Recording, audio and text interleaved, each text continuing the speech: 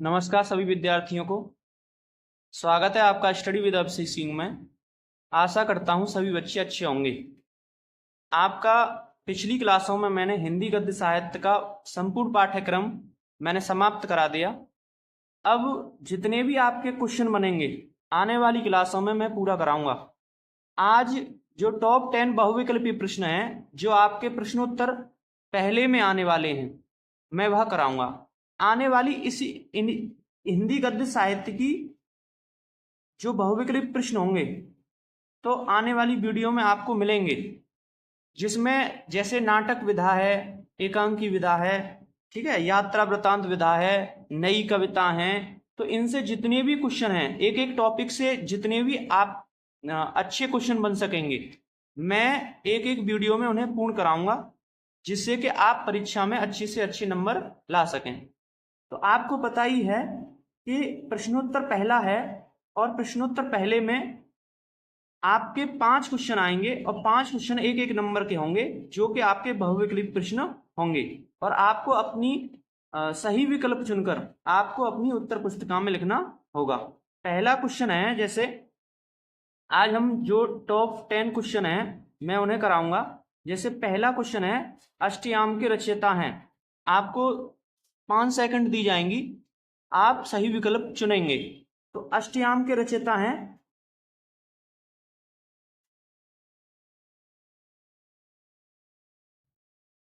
तो कौन है? नाभादास। ठीक है, आगे बढ़ते हैं। दूसरा क्वेश्चन है, श्रृंगार रस मंडन के रचयिता हैं।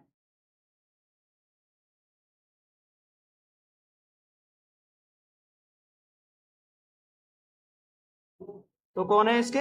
गोस्वामी विट्ठल नाथ। मैंने पिछली वीडियो में आपको सभी क्वेश्चन, सभी लेखकों की जितनी भी महत्वपूर्ण रचना है मैंने आपको कराई हैं। अगर आपने सही से पढ़ा होगा तो आप इन क्वेश्चनों को हल कर सकोगे। आगे बढ़ते हैं। तीसरा क्वेश्चन, नासिक के तोपाख्यान के रचयिता हैं।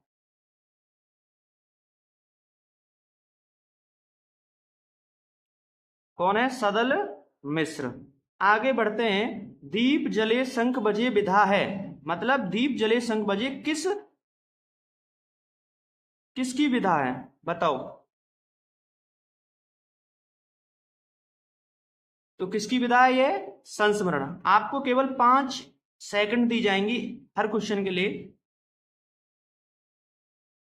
आगे क्वेश्चन है, 100 अजान एक सुजान के लेखक हैं।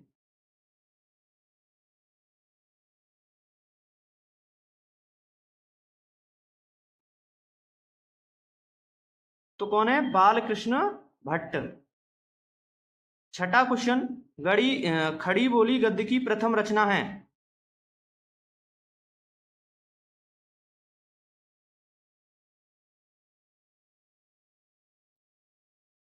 तो कौन सी रचना है? गोरा बादल की कथा।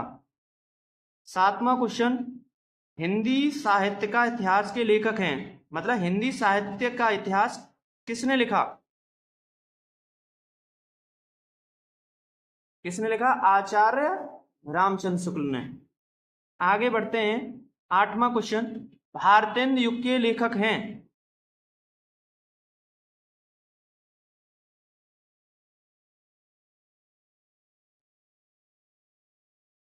तो कौन है? बालकृष्ण भट्ट। इसी प्रकार से आपके जो प्रश्न पत्र आएगा उसमें भी आपको ऐसे ही क्वेश्चन देखने को मिलेंगे, जिसमें आपको सही विकल्प चुनकर अपनी उत्तर पुस्तिका में लिखना होगा।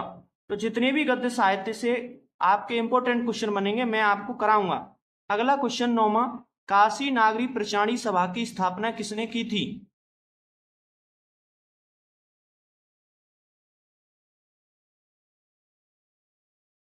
तो किसने की थी? डॉक्टर श्याम सुंदर दास ने।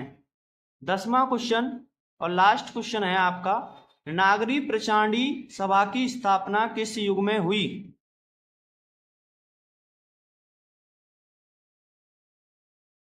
तो किस युग में हुई? द्विवेदी युग में। अब मैं एक बार इन्हें थोड़ा आपको समझा दूं क्वेश्चनों को। जैसे मैंने बताया था अष्टयाम के रचयिता हैं, मैंने बताया था अगर आप अष्टयाम, या मतलब आप 8 पहर किसी के यहाँ काम कर रहे हो, तो सीधी सी बात है आप दास बन के रह रहे हो, मतलब 24 घंटे काम कर रहे हो, तो दास बन के रह रहे हो, नावा दास इसके रचनाकार हो गए। मैंने बोला श्रृंगार रस मंडन के रचयिता हैं, मैंने आपको बताया था श्रृंगार रस मंडन मतलब जो स्वामी होते हैं वह अपने आप को हर वक्त श्रृंगार में रखते हैं, मतलब शरीर को सही से रखते हैं। तो श्रृंगार रस मंडन गोस्वामी विट्ठलनाथ की, ठीक है। नासिक तो मतलब नाश भी कर रहा है और उसका सही से उसको अच्छा भी कर रहा है। तो नासिक तो पाख्यान तो मिश्र चीज कर रहा है ना, उसका नाश भी कर रहा है और उसका बढ़िया भी कर रहा है। तो सदल मिश्र।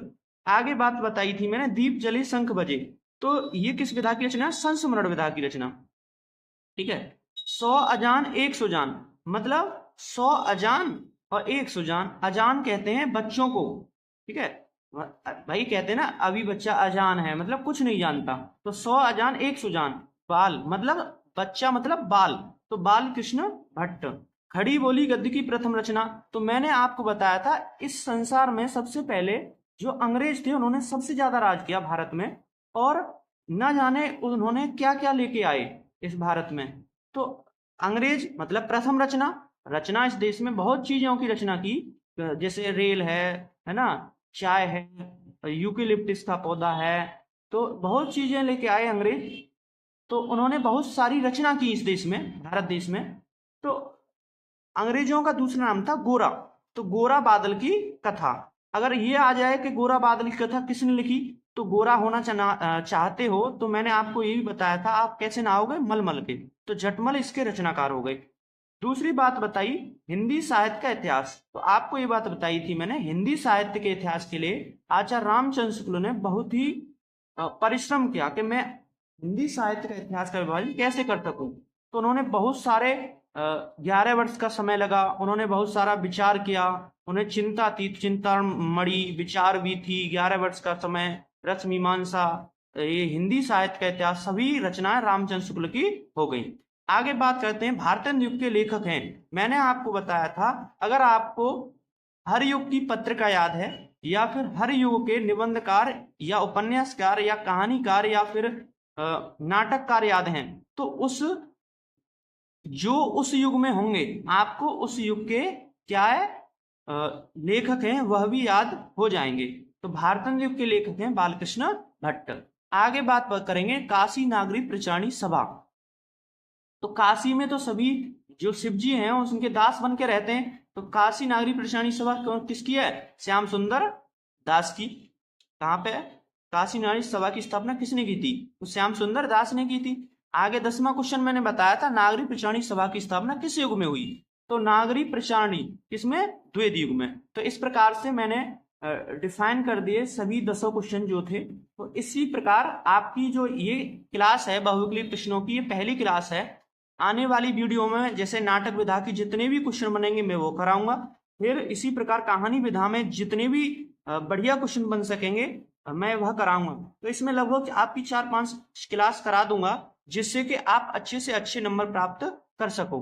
तो चैनल को ज्यादा से ज्यादा सब्सक्राइब किया करें और वीडियो को शेयर किया करें, और कुछ भी अगर आपकी डाउट है तो कमेंट सेक्शन में आप